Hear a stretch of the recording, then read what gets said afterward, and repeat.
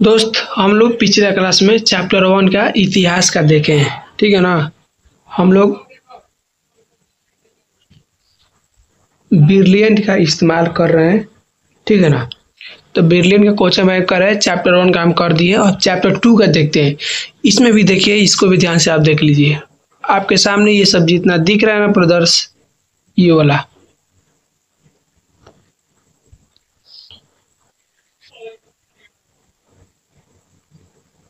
देख लीजिए, ये जो दिख रहा है, देखिए। ठीक, ये भी चैप्टर 2 का है। ठीक है ना। यह 2023 में इस चैप्टर से 1 नंबर का प्रश्न कब पूछा है? तो भाई साहब 8 को पूछा है। देख लीजिए, 8 को पूछा है। और 2 नंबर का प्रश्न कब को पूछा है? तो 2 को पूछा है। 5 नंबर का प्रश्न पूछा है तो 1 को पूछा है। 2023 में पूछा है। ठीक है ना। देखिए ऐसे ही ये सब देखिए, यहाँ पर ऊपर जो हम आपको तो रोज बताते हैं, तो का इसको बताना है। आगे बढ़ते हैं। ठीक, चलिए अब इसका हम तथ्य समरी देखते हैं। ठीक, तथ्य समरी देख लेंगे, उसके बाद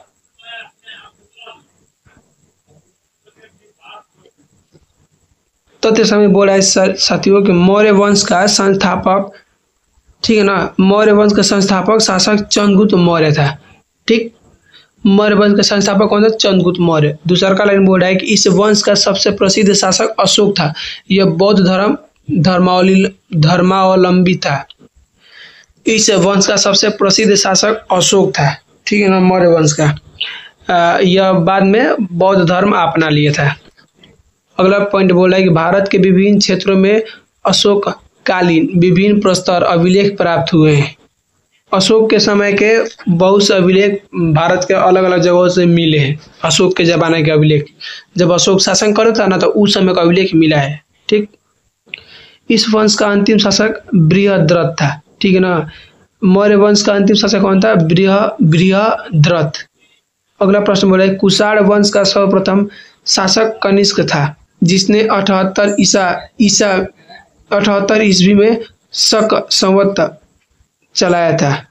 कुषाण वंश का सबसे पहला शासक कौन था? शासक तो कनिष्क था। यह 78 ईस्वी में शक संवत चलाया था।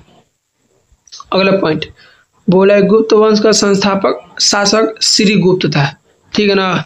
गुप्त वंश का संस्थापक कौन था? श्रीगुप्त। अगला लाइन बोला इस वंश में समुद्रगुप्त, चंद्रगुप्त द्वितीय, विक्रमादित्य, स्कंदगुप्त आदि कई शासक हुए।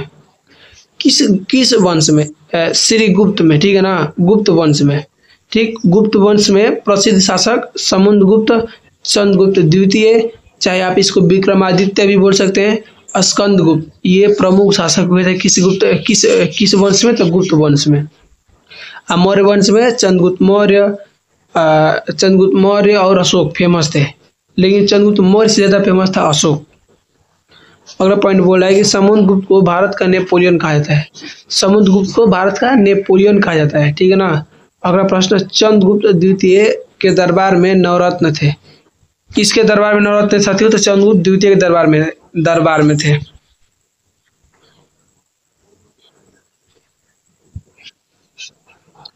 अगला प्रश्न समुद्रगुप्त को भारत का नेपोलियन कहा जाता है। ठीक, अगला प्रश्न बोले स्कंदगुप्त के एरण अभिलेख 510 ईस्वी से हमें भारत में पहली बार सती प्रथा का अभिलेख साक्ष्य मिले।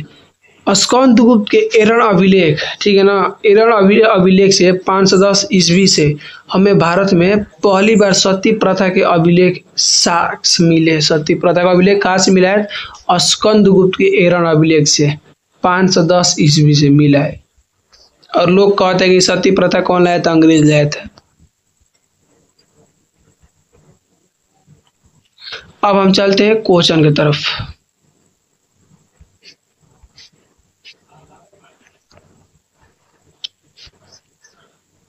क्वेश्चन में ये जो दिख रहा है 2013 है, इसका मतलब कि यह साल 2013 में यह वाला प्रश्न पूछा हुआ है।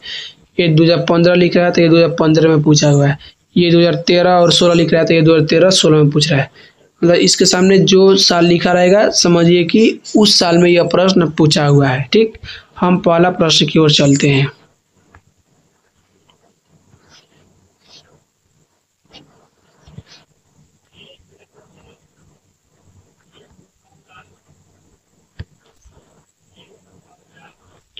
पहला प्रश्न बोल रहा है कि 16 महाजनपदों में सबसे शक्तिशाली महाजनपद कौन था?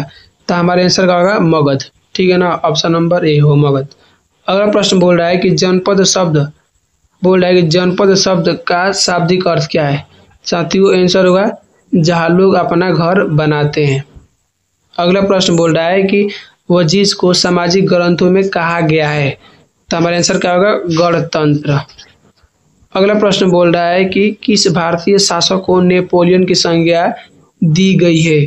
तो हमारा आंसर क्या होगा समुद्रगुप्त। अगला प्रश्न बोल रहा है कि कनिष्क का राज्यारोहण हुआ था? तो हमारा आंसर क्या होगा 78 ईस्वी में। ठीक।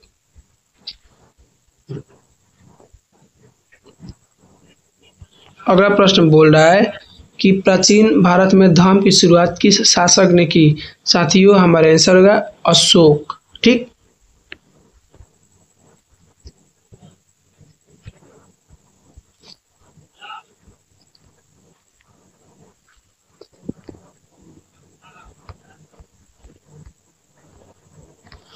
इसको ज्यादा जूम करें, जूम कर फाट जाएगा, पर हमको बता दें, घबराइए मत।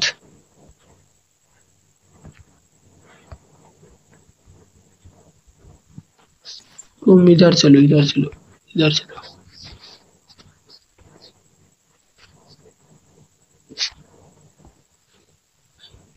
ये प्रश्न बोल रहा है कि गुप्त वंश के किस शासक को भारत का नेपोलियन कहा जाता है? तो हमारा आंसर का होगा कि समुद्रगुप्त। ठीक है ना, आंसर का होगा समुद्रगुप्त। अगला प्रश्न बोल रहा है कि मेगास्थनीज कौन था? साथियों मेगास्थनीज कौन था? तो राजदूत था। क्या था? राजदूत था, राजदूत। अगला प्रश्न बोल रहा है कि गुप्त काल में कौन चीन यात्री भारत आया था? हमारा आंसर का फाहियान। अगला प्रश्न बोल रहा है कि अर्थशास्त्र के लेखक कौन है? साथियों हमारे आंसर का कौटिल्य। कौन है? तो कौटिल्य। अगला प्रश्न बोल रहा है कि प्रयाग प्रशिष्ट की रचना किसने की? साथियों हमारे आंसर का हरिशेन। ये देखिए प्रश्न कितना बार पूछा हुआ है, 2013, 15, 16, 17, 20 में पूछा हुआ है। आप इसको याद रखिएगा, जिसके सामने ज्यादा लिख दिया साल उसको इम्पोर्टेंट रखिएगा, वो पूछा हुआ है बार बार। ठीक है ना, आपको इस ब्रिलियंट में आपको ये हम करवा रहे हैं जो कि सवाल इम्पोर्टेंट है, मतलब हर बार पूछा गया है बिहार बोर्ड के द्वारा। आप इसको याद कर लीजिए, बस आपका काम हो जाएगा। अगला प्रश्न बोल रहा है कि इंडिका किसका यात्रा वृत्तांत है? तो हमारा आंसर होगा मेगास्थनीज। किसका है? तो मेगास्थनीज का है।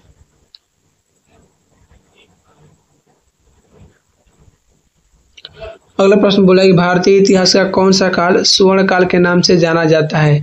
साथियों हमारा आंसर होगा गुप्त काल। कौन होगा? गुप्त काल। अगला प्रश्न बोल रहा है कि समुद्रगुप्त की तुलना किस यूरोपीय शासक से की जाती है? तो हमारा आंसर क्या होगा? नेपोलियन। ठीक। अगला प्रश्न बोले कलिंग की लड़ाई कब लड़ी गई? साथियों आंसर होगा 261 ईसा पूर्व में। कलिंग किस राज्य का नाम है? प्राचीन राज्य का नाम है। कलिंग किस राज्य का प्राचीन नाम है? तो उड़ीसा का।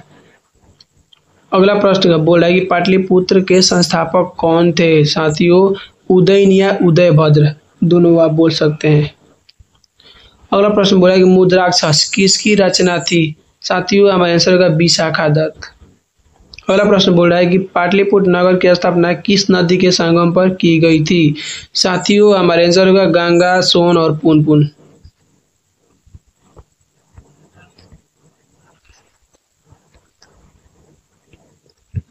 अगला प्रश्न बोल रहा है कि राजतरंगिणी की लेखक कौन थे?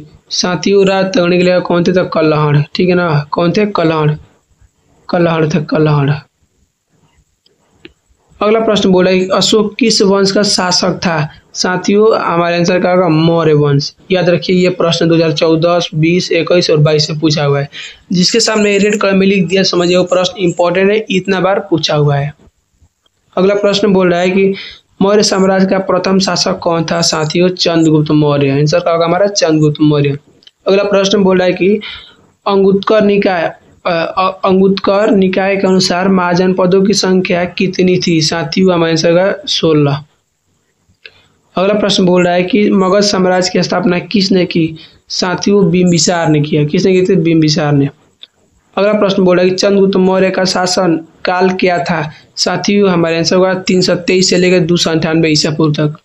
अगला प्रश्न बोला कि त्रिपिटक किस धर्म का साहित्य है? साथियों बौद्ध धर्म का। किस धर्म का साहित्य है? तो बौद्ध धर्म का है।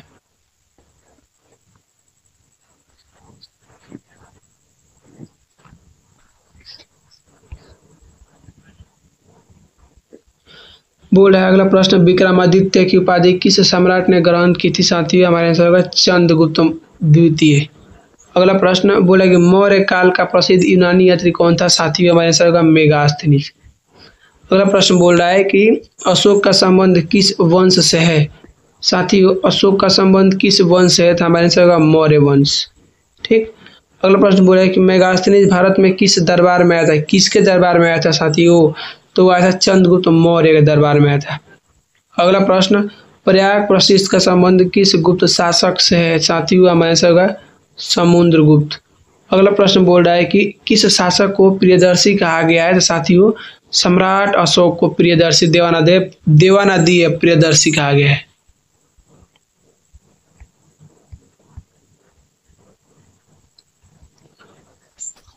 अगला प्रश्न बोल रहा है कि मौर्य साम्राज्य का प्रथम शासक कौन था? साथियों चंद्रगुप्त मौर्य। अगला प्रश्न बोला कि धम्म महामात्र को किसने नियुक्त किया था? साथियों अशोक। अगला प्रश्न बोला कि प्राचीन भारत में धर्म की शुरुआत किस शासक ने की थी? साथियों आंसर होगा बी अशोक। अगला प्रश्न बोल रहा है कि महाभाष्य के लेखक कौन है? साथियों हमारे आंसर होगा पतंजलि। ठीक। ये देखिए इतना प्रश्न ऑब्जेक्टिव यह चैप्टर 2 का है। इसके बाद सब्जेक्टिव है, लघु उत्तरीय है। देखिए इस चैप्टर 2 से मौर्य काल से गुप्त काल तक राजनीतिक एवं आर्थिक इतिहास का चैप्टर 2 है और इसमें से ऑब्जेक्टिव क्वेश्चन कितना पूछा था? 8 को पूछा था 23 में। ठीक है ना। तो इसका हमने इसमें 35 को ऑब्जेक्टिव क्वेश्चन था जो कि इंपॉर्टेंट है, बार बार पूछा हुआ है। तो उसको करवा दिए, आप इसको याद कर लीजिएगा, हो जाएगा। तब हम चलते हैं आगे, मिलते हैं कल।